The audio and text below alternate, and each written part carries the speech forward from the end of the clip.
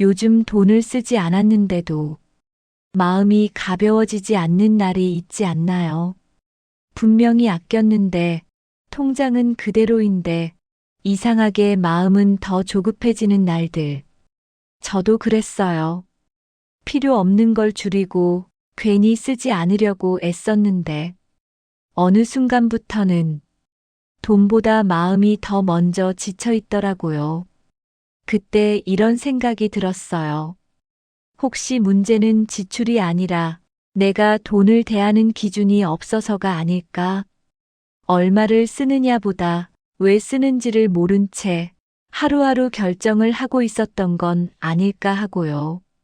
답을 찾겠다는 마음보다는 생각을 정리할 단서가 필요해서 한 권의 책을 펼치게 됐어요. 그 책을 읽고 나서 돈에 대한 생각이 바뀌었다기보다는 마음이 덜 흔들리기 시작했어요. 오늘은 돈을 아끼는 이야기라기보다 지출을 줄였더니 왜 마음이 먼저 가벼워졌는지 그 과정을 조용히 나누고 싶습니다. 이 이야기가 지금 당신의 마음에 조금이라도 닿는다면 구독 버튼으로 함께 해주세요. 가만히 생각해 보면 돈이 정말로 부족해서 힘들었던 날보다 괜히 마음이 바빠서 더 지쳤던 날이 많았어요. 통장을 들여다보면 당장 무너질 것 같지는 않은데 마음은 늘 한 발 앞서 불안해져 있었죠. 써도 불안하고 안 써도 마음이 편해지지 않는 상태. 그래서 하루에도 몇 번씩 같은 질문을 반복했어요. 이걸 사도 될까? 지금은 참아야 하는 걸까? 이 선택이 나중에 나를 더 불안하게 만들지는 않을까? 누가 재촉한 것도 아닌데 혼자서 계속 나를 점검하고 나를 의심하고 있었어요. 그땐 그게 현실적인 태도라고 믿었어요. 조심하는 게 맞고 어른답게 사는 거라고요. 그런데 이상했어요. 아끼고 있는데도 마음이 전혀 가벼워지지 않았거든요. 줄였다는 사실보다 망설였다는 기억이 하루에 더 오래 남았어요.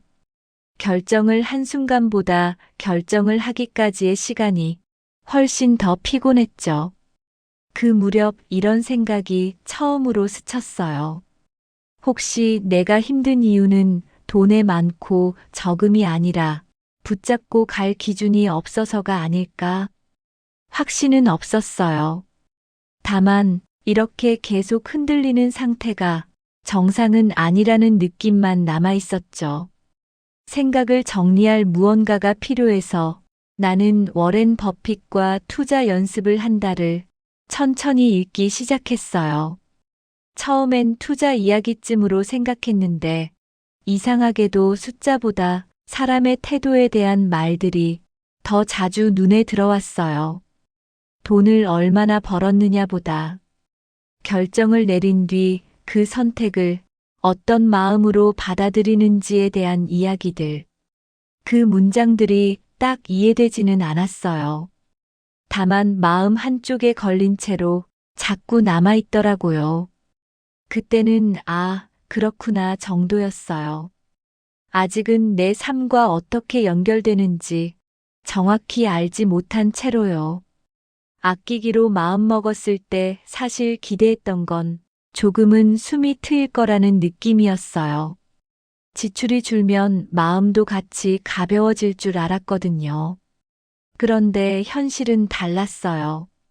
지출은 줄었는데 하루가 더 빡빡해졌고 마음은 오히려 더 바빠졌어요. 무엇을 하나 결정하려고 하면 생각이 끝이 없었죠. 이건 꼭 필요한 걸까? 지금이 맞는 시기일까? 이 정도는 사치로 봐야 하는 걸까?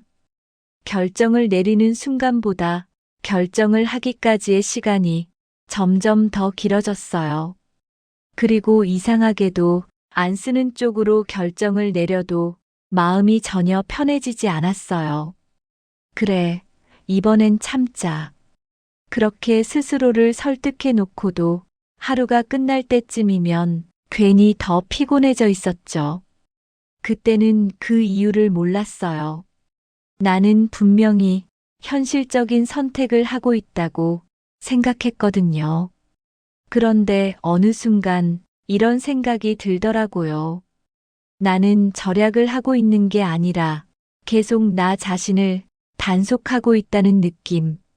마치 항상 누군가에게 평가받고 있는 것처럼 스스로를 세워두고 있었어요. 이 선택이 맞는지, 이 정도는 괜찮은지, 나중에 후회하지는 않을지. 그래서 절약은 선택이 아니라 참는 일이 되었고, 생활은 조금씩 숨이 막혀갔어요. 줄였다는 사실보다 왜 줄였는지, 나 자신에게 제대로 설명하지 못하는 상태가 가장 힘들었어요. 그제야 아끼는 삶이 나를 지치게 한 게 아니라 아끼는 이유를 내가 이해하지 못한 채 버티고 있었다는 생각이 들었죠. 이상하게도 마음이 가장 복잡할 때마다 아까 읽었던 그 책의 문장들이 자꾸 떠올랐어요. 읽을 당시에는 솔직히 그렇게까지 깊게 와닿지는 않았거든요. 그렇구나. 맞는 말이네. 그 정도였어요. 그런데 선택 앞에 다시 서게 되면, 비슷한 망설임이 반복될 때면 그 문장들이 자꾸 겹쳐 보이더라고요. 무엇을 사느냐보다 그 선택을 한 뒤 나 자신을 어떻게 대하는지가 더 중요하다는 이야기. 그 말이 그제야 조금씩 다르게 들리기 시작했어요. 나는 늘 결정을 하고 나서도 스스로를 가만히 두지 못했구나. 조금만 써도 괜히 쓴 건 아닐까 하고 다시 돌아보고 안 쓰면 이 정도는 써도 됐는데 하며 또 마음이 흔들리고 그래서 어떤 선택을 해도 끝이 나지 않았던 거예요. 결정은 했는데 마음은 계속 그 자리에 머물러 있었죠. 그때 나는 워렌 버핏과 투자 연습을 한다 해서 계속 반복되던 관점이 조금 다르게 읽히기 시작했어요. 이 책이 말하고 있던 건 옳은 선택을 하라가 아니라 선택을 대하는 사람의 태도였잖아요. 완벽한 결정을 하는 사람이 아니라 자기 기준 안에서 선택하고 그 결과를 조용히 감당할 줄 아는 사람.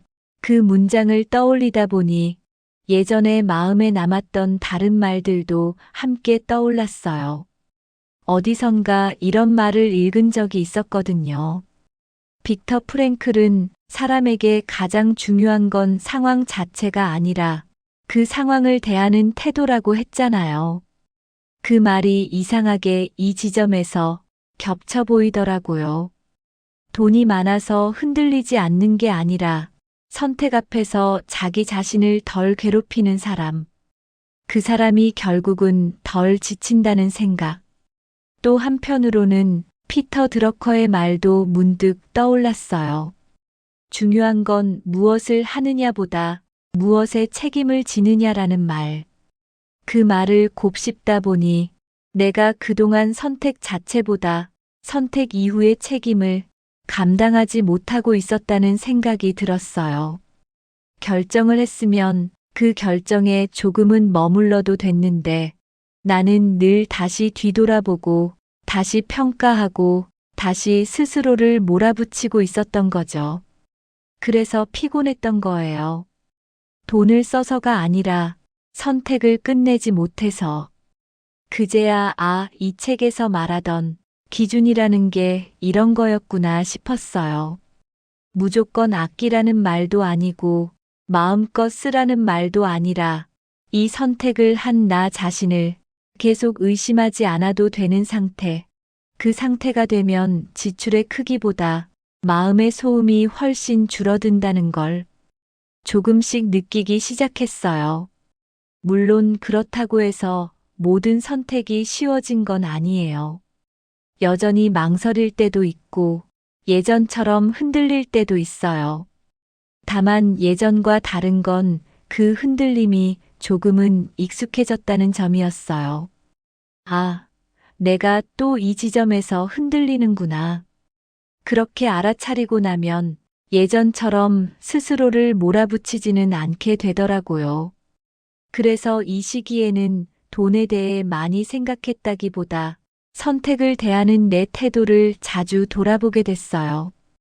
그리고 그 변화는 눈에 띄게 드라마틱하지는 않았지만 하루를 덜 지치게 만드는 쪽으로 조용히 작용하고 있었어요. 기준이 생겼다고 해서 선택이 갑자기 쉬워진 건 아니었어요. 여전히 망설였고, 여전히 계산기를 두드렸고, 여전히 장바구니 앞에서 한 번쯤은 멈춰 섰어요. 예전과 다른 점이 있다면 그 멈춤의 성격이었어요. 전에는 멈춘 채로 마음이 계속 흔들렸다면 이제는 멈춘 다음에 조금은 내려놓을 수 있게 됐다는 점. 이를테면 결제 버튼 앞에서 손을 떼고 나서도 한참을 휴대폰 화면을 들여다보던 습관, 이걸 사면 다른 데서 줄여야 하나. 지금 이 선택이 나중에 발목을 잡지는 않을까? 그 질문들이 이전에는 끝없이 이어졌는데 어느 순간부터는 그 자리에서 멈추더라고요. 이 선택이 지금의 나를 조금이라도 편하게 해주는가? 이 질문 하나를 기준 삼아 두고 나니 생각이 더 깊어지기보다 오히려 짧아졌어요. 필요 없는 소비를 억지로 끊어내려 애쓰기보다는 나를 더 불안하게 만드는 선택이 자연스럽게 멀어졌어요. 물건 하나를 덜 사서가 아니라 결정을 붙잡고 있던 시간이 눈에 띄게 줄어든 느낌이었죠. 그게 생각보다 컸어요. 하루를 돌아볼 때 오늘 뭘 샀지보다 오늘 뭘로 마음이 힘들었지를 덜 떠올리게 됐거든요. 물론 아직도 흔들릴 때는 있어요. 예전처럼 괜히 쓰고 후회할까봐 아예 안 쓰는 쪽으로 결정을 밀어버릴 때도 있고요. 그럴 때면 또 마음이 무거워져요. 다만 예전과 다른 건 그 무거움을 예전만큼 오래 끌고 가지는 않는다는 점이에요. 아, 내가 또 이 지점에서 나를 단속하고 있구나. 그렇게 알아차리고 나면 스스로를 조금은 풀어줄 수 있게 됐어요. 그래서 변화는 눈에 띄게 드라마틱하지 않았지만 하루하루를 조금 덜 피곤하게 만드는 쪽으로 조용히 작용하고 있었어요. 이쯤에서야 처음 읽었던 그 책의 이야기가 조금 정리돼 보이기 시작했어요. 나는 워렌 버핏과 투자 연습을 한다를 처음 펼쳤을 때는 이게 내 삶과 이렇게까지 연결될 줄은 몰랐어요. 그땐 그냥 돈 이야기인 줄 알았고, 투자 이야기인 줄 알았고, 조금 멀게 느껴지기도 했어요. 그런데 지나고 보니 이 책이 계속 말하고 있었던 건 돈 그 자체가 아니었던 것 같아요. 얼마를 벌었는지, 얼마를 썼는지보다 그 선택을 한 뒤에도 자기 자신을 계속 괴롭히지 않는 태도, 완벽한 결정을 하지 않아도 자기 기준 안에서 선택했다면 그 선택을 조용히 감당할 줄 아는 태도. 그걸 돈 이야기로 풀어냈을 뿐 사실은 삶 전반에 대한 이야기였다는 생각이 들었어요. 그래서 이 책을 통해 배운 게 있다면 덜 쓰는 방법이 아니라 덜 흔들리는 기준이었어요. 돈을 줄여야 한다는 압박보다 계속 판단해야 한다는 부담에서 조금 벗어나는 법. 그 기준이 생기고 나니 지출의 크기보다 선택 이후의 마음 상태가 훨씬 중요해졌어요. 지금도 여전히 결정 앞에서는 망설여요. 다만 예전처럼 그 망설임이 나를 전부 흔들어 놓지는 않아요. 이 정도면 괜찮다. 그 말을 남이 아니라 나 스스로에게 해줄 수 있게 됐다는 점, 그게 이 모든 변화의 가장 큰 차이였던 것 같아요. 이렇게 돌아보니 내가 바꾸고 싶었던 건 돈의 액수나 생활 방식이 아니라 선택 앞에 서 있는 내 태도였던 것 같아요. 더 벌어야 해서 불안했던 게 아니라 매번 판단해야 한다는 생각에 마음이 먼저 지쳐 있었던 거죠.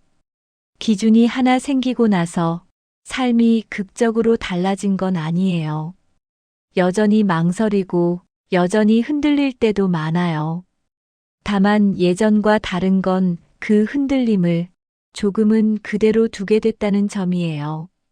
완벽하지 않아도 남들보다 느려 보여도 이 선택이 지금의 나를 조금 덜 힘들게 해준다면 그걸로도 충분하다고요. 오늘 하루를 돌아보며 이 정도면 괜찮다라는 말을 나 자신에게 한 번쯤 건네줘도 좋을 것 같아요. 요즘 당신은 어떤 선택 앞에서 가장 오래 머물러 있나요? 천천히 댓글로 나눠주세요.